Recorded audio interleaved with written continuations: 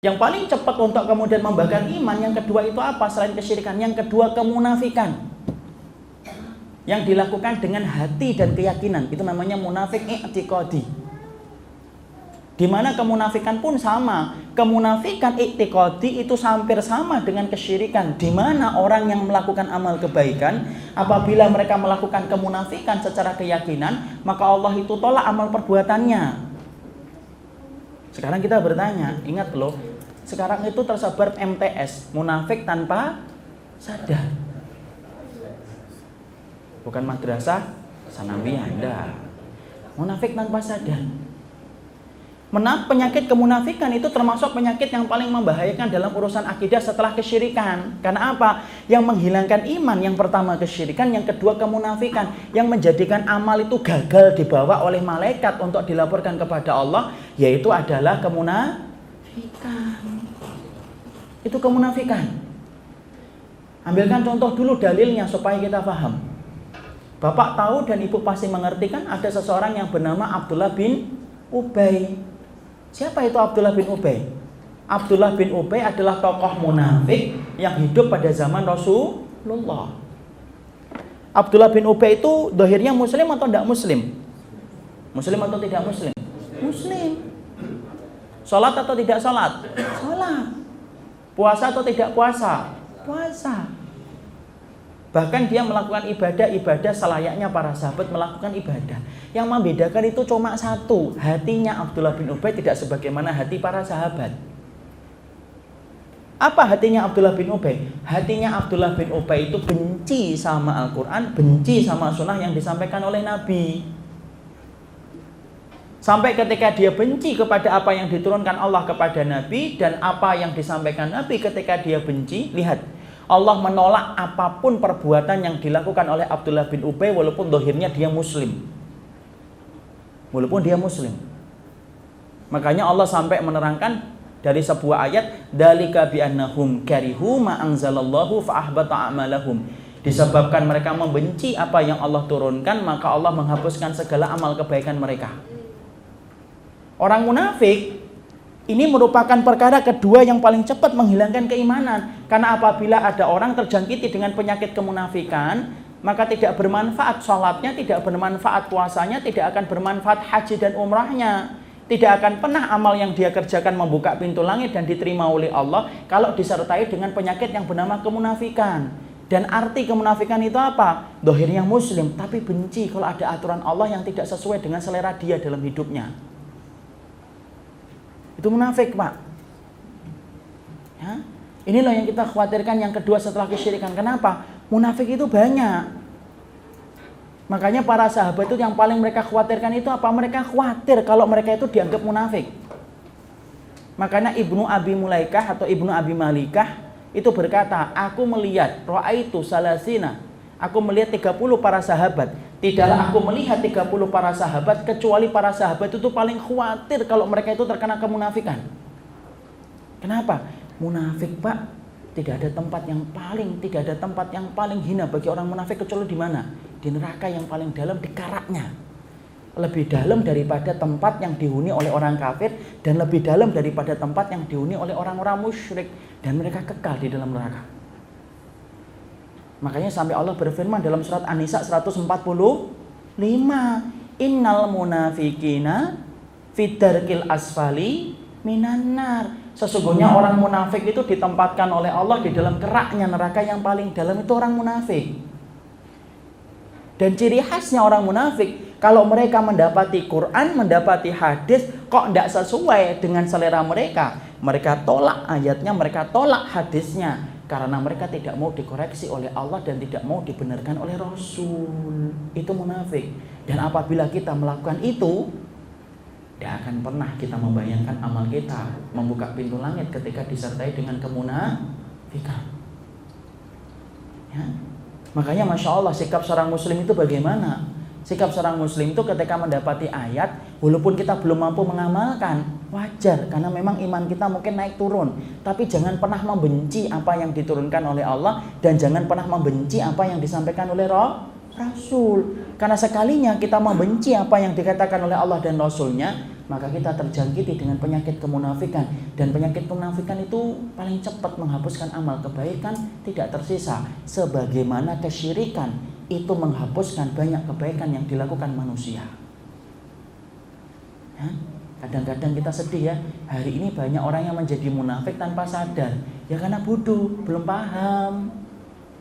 Banyak nggak teman-teman kita SD, teman-teman SMP, kadang-kadang kita sampaikan hadis, tetapi ternyata Masya Allah malah benci kalau disampaikan hadis, padahal zahirnya mereka Muslim.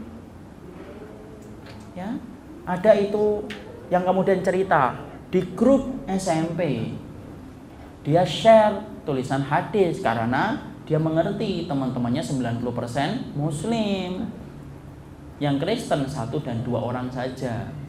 Dia share hadis, tahu? Ketika kemudian dia mendapatkan respon yang justru sangat menyakitkan dari orang-orang Muslim. Sudahlah, jangan dibuat grup kayak pondok ini, nggak usah share hadis kayak gini. Kalau mau share hadis di sana pindah ke grup masjid saja. Padahal kalau kita perhatikan zahirnya Muslim. Banyak nggak orang yang tipe semacam ini? Banyak, karena kebodohannya, karena belum mengerti. Kita tidak boleh langsung membencinya. Tapi yang kita khawatirkan, Masya Allah, kalau sampai terkena penyakit kemunafikan itu lebih parah daripada penyakit zina. Kenapa? Zina tidak menyebabkan kekal di dalam neraka, tapi kemunafikan itu kekal di dalam neraka. Makanya sampai Allah tadi katakan surat An-Nisa 145, innal munafikina, orang munafik itu kekal mereka di dalam neraka dan ditaruh oleh Allah di dalam keraknya neraka yang paling dalam.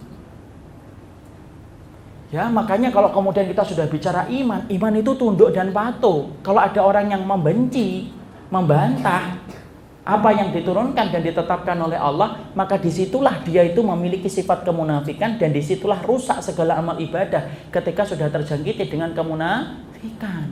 Maka kalau kita sudah ngaji, apa yang paling penting kalau sudah ngaji?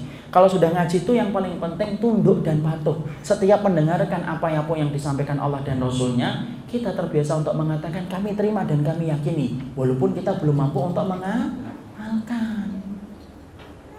Ya. Jadi jangan dikira orang munafik itu kemudian mereka tidak sholat. Orang munafik itu sholat. Jangan dikira orang munafik itu tidak puasa. Orang munafik itu puasa. Jangan dikira orang munafik itu kemudian tidak haji dan umrah. Mereka haji dan umrah, tapi haji dan umrahnya tidak akan pernah diterima oleh Allah, karena kemunafikan itu menyebabkan amal tidak ada harganya di sisi Allah. Makanya lihat apa yang Allah terangkan dalam surat Muhammad. Allah berfirman, dzalika bi annahum karihu ma anzalallahu fa ahbata amalahum. Allah berfirman, dzalika, karena orang munafik itu karihu, dia membenci ma anzalallahu, apa yang Allah turunkan, fa ahbata, Allah hapuskan, Allah musnahkan semua amal mereka ketika mereka sudah membenci apa yang Allah turunkan. Mungkin ada yang bertanya, Ustaz, kenapa penyakit kemunafikan kok paling mendekati kesyirikan? Ya, kejahatan hati itu harganya mahal. Kita ambilkan contoh dalam kehidupan hukum di Indonesia, Pak, secara umum. Kalau ada orang yang melakukan tindakan di lapangan kejahatan dengan aktor intelektualnya, kalau kemudian diberikan vonis, mana yang lebih lama? Aktor intelektual atau aktor lapangan? Aktor intelektual. Kenapa? Karena dia yang mikir, karena dia yang kemudian merencanakan secara detail. Makanya kalau kemudian ada orang mukmin tapi hatinya dia benci kepada aturan Allah, walaupun dia tidak zina, walaupun dia tidak mencuri, tapi hatinya benci sama aturan Allah, kalau didengarkan kepadanya sunnah, dia nolak, dia mencibir, dia mencemooh, bahkan kemudian mengatakan dengan perkataan-perkataan yang sangat menyakitkan kepada syariat Allah, hati-hati loh. Berarti itu fenomena kemunafikan yang nampak dan tumbuh di hati dan jiwanya, dan itulah yang menjadikan dia mirip dengan Abdullah bin Ubay. Abdullah bin Ubay sholat, puasa, zakat, haji, tapi ternyata tidak ada harganya di sisi Allah.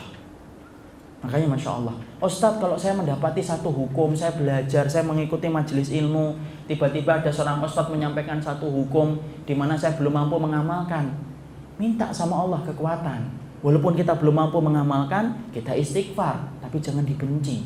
Karena membenci sama orang yang belum mampu mengamalkan itu dua-duanya beda hukumnya di hadapan Allah. Orang yang mampu mengamalkan, maka masih bisa diampuni ketika dia beristighfar. Tapi kalau orang itu membenci dan menolak ketika dia tidak mampu sampai dibawa sampai mati, maka itulah kemunafikan yang gagal menjadikan amalnya diterima oleh Allah. Ya, jadi yang kedua yang paling penting di antara perkara yang kita harus senantiasa waspadai itu adalah penyakit kemunafikan.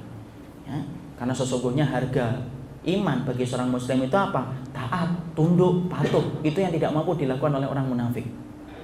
Parahnya orang munafik pada zaman hari ini daripada zamannya Rasul itu lebih parah hari ini, Pak. Kalau orang munafik pada zaman Nabi itu on off. Kalau ketemu Nabi nampak mati kemunafikan. Dia mengatakan apa? Qalu aman. Nah, tapi ketika mereka jauh dari Nabi, wa idza khalau ila syayatinihim, kalau mereka jauh dari Nabi, maka baru nampak kemunafikannya. Itu orang munafik pada zaman Rasulullah. On off. Kalau di hadapan Nabi, off kemunafikannya. Kalau jauh dari Nabi, on lagi. Dia benci Nabi, dia menghujat Nabi, dia menghujat para sahabat, dia menghujat sunnah yang dikatakan Nabi. Tapi kalau di dekat Nabi, enggak. Amanah. Kami orang yang beriman loh. Tapi kalau orang munafik hari ini, kata para ulama, lebih parah daripada munafik pada zaman Rasulullah. Kenapa? 24 jam dia on terus untuk membenci setiap syariat. Ada nggak orang yang muslim, tapi kalau bicara syariat, dikatakan ayat ini dibantah. Dikatakan ayat ini dibantah lagi. Dikatakan ini hukumnya nggak boleh, halah itu kan dulu, dibantah lagi. Maka sesungguhnya orang yang semacam itu termasuk dari perbuatan kemunafikan. Makanya sampai Imam Ibnu Qayyim mengatakan orang munafik itu hatinya qalbuhu qalbum mangkusun. Orang munafik itu hatinya kayak hati yang terbalik gini, Pak. Ini hatinya orang munafik. Kenapa Nabi mengibaratkan hatinya orang munafik itu terbalik? Bapak kalau ngelihat gelas terbalik kayak gini, dikasih susu muntah, dikasih teh meluber, dikasih air putih tidak mampu ditampung. Itu kalau terbalik. Makanya di sini jawaban. Dulu saya punya pertanyaan di dalam awal-awal saya belajar di pondok sampai melanjutkan ke Fakultas Syariah. Kenapa ya orang munafik jarang yang tobat? Jarang banget orang yang munafik itu tobat. Beda dengan orang kafir. Banyak orang kafir itu yang masuk Islam. Maka kemudian jawabannya di sini. Karena kemudian kata Imam Ibnu Qayyim, hatinya orang munafik itu, hatinya orang kafir itu terkunci, tapi bisa terbuka apabila dikehendaki oleh Allah. Tapi beda dengan orang munafik. Orang munafik itu hatinya terbalik, dan ketika terbalik, maka sesungguhnya tidak ada satupun yang mampu untuk memberikan kepadanya faedah, ya, kecuali orang-orang yang betul-betul dirahmati oleh Allah. Makanya Masya Allah, disinilah kita paham. Iman itulah yang menjadikan setiap amal kita dapat diterima oleh Allah. Iman itu hilang dengan dua perkara. Satu, kesyirikan. Yang kedua itu adalah kemunafikan.